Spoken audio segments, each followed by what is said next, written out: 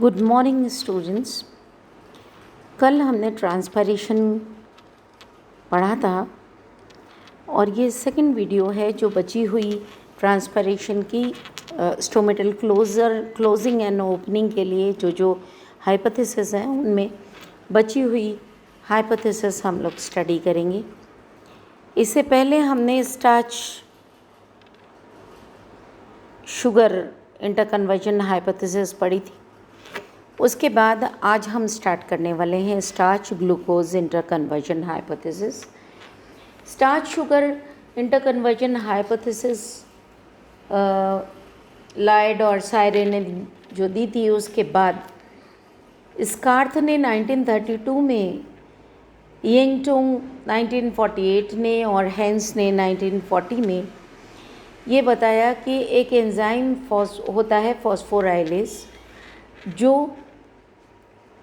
Starch को glucose 1 phosphate में convert कर देता है जब pH ज़्यादा होता है। At 7 pH starch along with the inorganic phosphate gets converted into glucose 1 phosphate, and glucose 1 phosphate at low pH gets converted into starch. उसके बाद स्टीवर्ट ने रात में और दिन में स्टोमेटा के खुलने और बंद होने के लिए एक परिकल्पना दी 1964 में, और उन्होंने ये बताया कि ग्लूकोज 1 फॉस्फेट गार्ड सेल्स के परासरणी दाब को परिवर्तित करने में असमर्थ है। गार्ड सेल्स का ऑस्मोटिक प्रेशर तभी बढ़ता है जब ग्लूकोज 1 फॉस्फेट का ग्लूकोज और इनऑर्गेनिक फॉस्फेट में परिवर्तन होता है। ग्लूकोज 1 फॉस्फेट का ट्रांसफॉर्मेशन ग्लूकोज 6 फॉस्फेट में होता है, और ग्लूकोज 6 फॉस्फेटेज एंजाइम की प्रेजेंस में ग्लूकोज और इनऑर्गेनिक फॉस्फेट में परिवर्तित हो जाता है। As you can see in this diagram, दिन के समय में स्टोमेटा खुलते हैं। दिन के समय में कार्बन डाइऑक्साइड का फोटोसिंथेसिस में यूज़ होता है, as a result of which pH increase हो जाता है। Starch gets converted at 7 pH, starch get converted into glucose 1 phosphate. Glucose 1 phosphate phosphoglucomutase enzyme के प्रेजेंस में ग्लूकोज 6 फॉस्फेट में कन्वर्ट होता है। ग्लूकोज 6 फॉस्फेट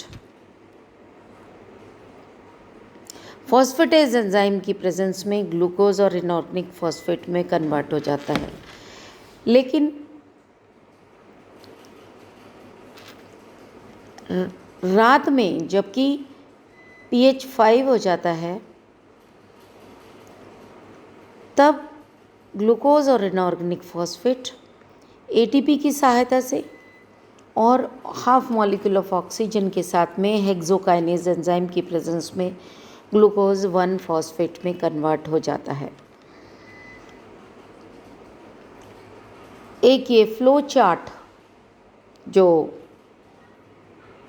दिया गया वो ये है कि लाइट के अंदर मीज़ोफिल सेल्स के अंदर फोटोसिंथेसिस की दर तेज हो गई, कार्बन डाइऑक्साइड इंटरसेलुलर स्पेसिस से निकल गई, गार्ड सेल्स के pH में वृद्धि हुई, स्टार्च ग्लूकोज में परिवर्तित हो गया, रक्षक कोशिकाओं में परासरण दाब में वृद्धि हुई, एंडोस्मोसिस हुआ, और एंडोस्मोसिस के बाद गार्ड सेल्स स्फीत हुई और स्टोमेटा खुल गए।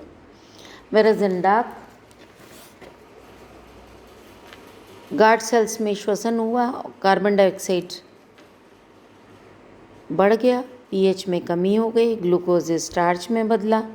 गार्ड सेल जब वो स्टार्च में बदल गया तो सेल सब डाइल्यूट हो गया, ऑस्मोटिक प्रेशर में कमी आ गई, इससे एक्सोस्मोसिस हुआ, और एक्सोस्मोसिस के पश्चात रक्षक कोशिकाएँ फ्लैसिड हो गई और स्टोमेटा क्लोज हो गए। लेकिन ये हाइपोथेसिस भी नहीं मानी गई क्योंकि इसके कई सारे दोष थे। मोनोकॉट्स के अंदर गार्ड सेल्स में स्टार्च बनता ही नहीं है, तब आप कैसे एक्सप्लेन करेंगे? लाइट में जिस समय गार्ड सेल्स के अंदर स्टार्च समाप्त हो जाता है, शुगर नहीं बनती है, लेकिन मैलिक एसिड का निर्माण हो जाता है, तब हम कैसे एक्सप्लेन करेंगे?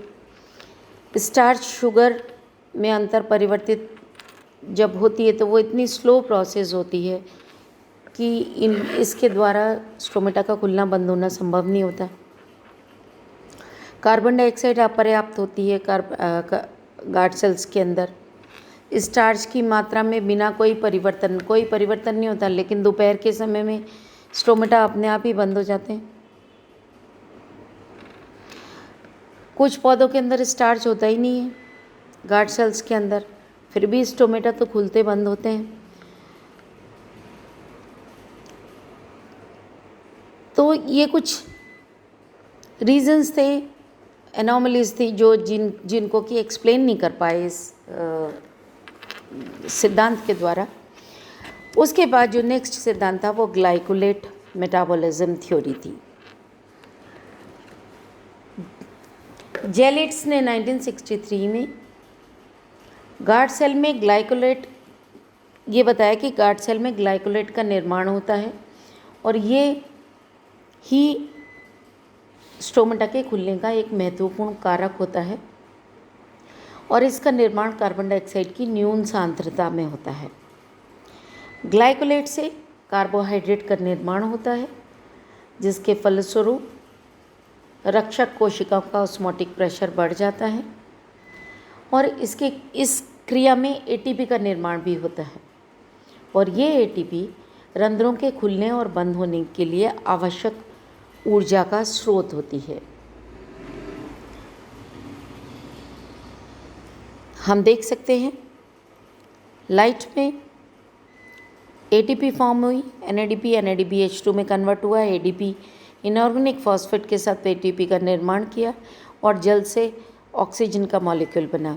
ग्लाइकोलेट NADPH2 के साथ में ग्लाइकोलेट रिडक्टेज एंजाइम की प्रेजेंस में ग्लाइकोलेट बनाता है और ये glycolate half molecule of oxygen half molecule of oxygen के साथ ग्लाइकोलेट ऑक्सीडेज एंजाइम की प्रेजेंस में ग्लाइऑक्सिलेट बनाता है और हाइड्रोजन परऑक्साइड बनती है और ये हाइड्रोजन परऑक्साइड कैटेलेज एंजाइम के प्रेजेंस में वाटर और हाफ मॉलिक्यूल ऑफ ऑक्सीजन बनाता है।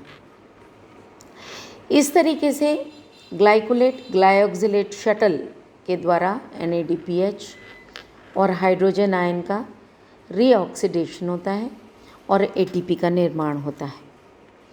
ATP गार्ड सेल्स में जल पंप करने में सहायता करती है, लेकिन यह मत भी अधिकतर साइंटिस्ट के द्वारा मान्य नहीं हुआ।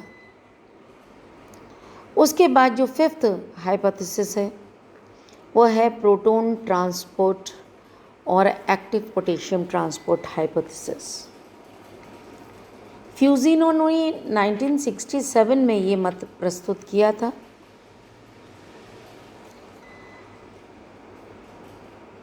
और फ्यूजिनो ने ये बताया कि रंध्रों का खुलना और बंद होने पोटेशियम आयन की सांद्रता बढ़ने के कारण होता है गार्ड सेल्स में।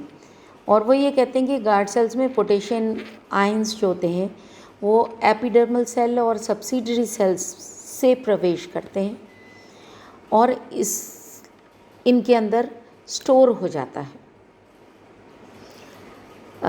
पोटेशियम आयन गार्ड सेल के अंदर। और बेसिकली एपिडर्मल सेल्स और सब्सिडरी सेल्स आदि store houses of potassium ion. साहने और जेलिट्स ने 1967 में इलेक्ट्रिक प्रोब टेक्निक के द्वारा और हम्बले ने और हाइसियो ने 1917 में sodium cobalt nitrate staining mechanism के द्वारा ये चीज़ बताया कि पोटेशियम आयन गार्ड सेल्स में स्थानांतरित होते हैं और पोटेशियम आयन के ट्रांसपोर्ट के लिए एटीपी की आवश्यकता होती है और एक्टिव एब्जॉर्प्शन होता है पोटेशियम आयंस का। तो जो भी एक्टिव एब्जॉर्प्शन होगा उसके अंदर ऊर्जा की आवश्यकता होगी, और ये ऊर्जा जो होती है ये साइक्लिक फोटोफॉस्फोराइलेशन से प्राप्त होती है। इसके अलावा कुछ एटीपी रेस्पिरेशन से भी प्राप्त होती है। तो साइक्लिक फोटोफॉस्फोराइलेशन और एटीपी से जो ऊर्जा प्राप्त होती है वो अंधेरे में स्टोमेटा के खुलने में प्रयुक्त होती है। और रंध्र बंद क्यों होते हैं? क्योंकि अंधेरे में एब्सिसिक एसिड का निर्माण हो जाता है, और एब्सिसिक एसिड पोटेशियम आयन के प्रवेश का निरोधन कर देता है। नोगली और फ्रिट्ज ने जो रूपरेखा दी वो इस तरीके से है कि लाइट में गार्ड सेल्स में मैलिक एसिड बनता है, और ये मैलिक एसिड मैलेट और हाइड्रोजन आयन में टूट जाता है। हाइड्रोजन आयन गार्ड सेल से बाहर निकलते हैं। एक्टिव एब्जॉर्प्शन है, एटीपी की सहायता का यूज़ होगा इसमें, और पोटेशियम आयन गार्ड सेल में प्रवेश कर जाएंगे। पोटेशियम जब गार्ड सेल में पहुंच जाएगा, मैलेट ऑलरेडी प्रेजेंट है, पोटेशियम मैलेट का निर्माण होगा, और पोटेशियम मैलेट अब वैक्यूल्स में एंटर कर जाएगी।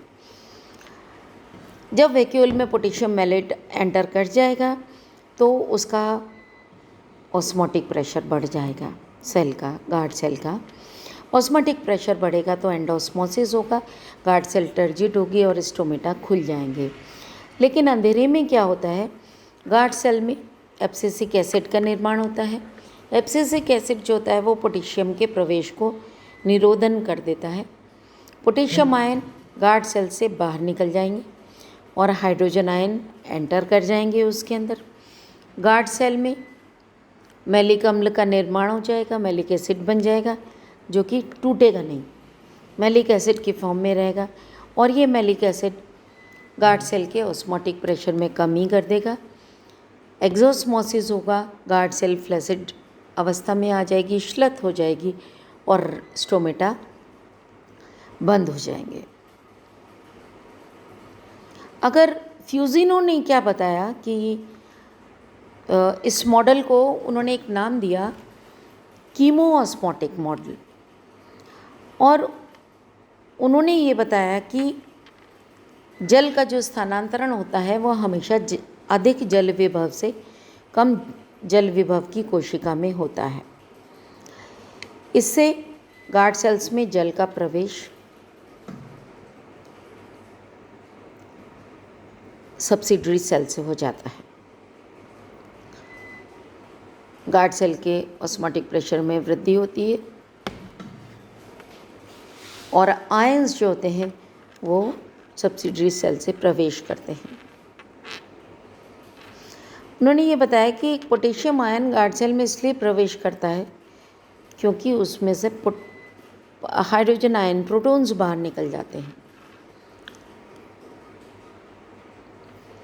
और ये पूरी प्रक्रिया transfer of potassium ion to the guard cell and release of hydrogen ion by the guard cell takes place in the presence of an enzyme.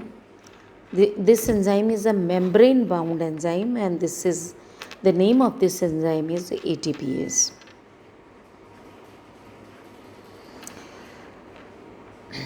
Guard cell से protein निकल गए और पोटेशियम आयन का इनके अंदर प्रवेश जो होता है वो वैद्युत रासायनिक विभव की धनात्मक दिशा में स्थानांतरण की जो निष्क्रिय प्रक्रिया है उसके द्वारा होता है।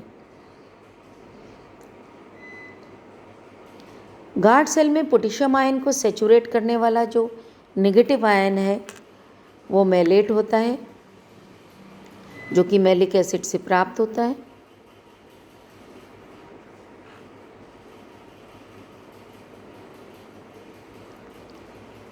मैलिक एसिड सिंथेसिस के लिए स्टार्च की ज़रूरत होती है, उन्होंने ये बताया, और गार्ड सेल में स्टार्च की अनुपस्थिति में क्लोराइड आयन और पोटेशियम आयन के लिए संतुलन आयन का कार्य करता है। अंधेरे में मैलिक एसिड का निर्माण न होने के कारण प्रोटीन पंप कार्य नहीं करता, प्रोटॉन पंप, और ऐसी स्थिति के अंदर इलेक्ट्रोकेमिकल पोटेंशियल के आधार पर गार्ड सेल से पोटेशियम आयन और क्लोराइड आयन की पैसिव ट्रांसपोर्ट होता है।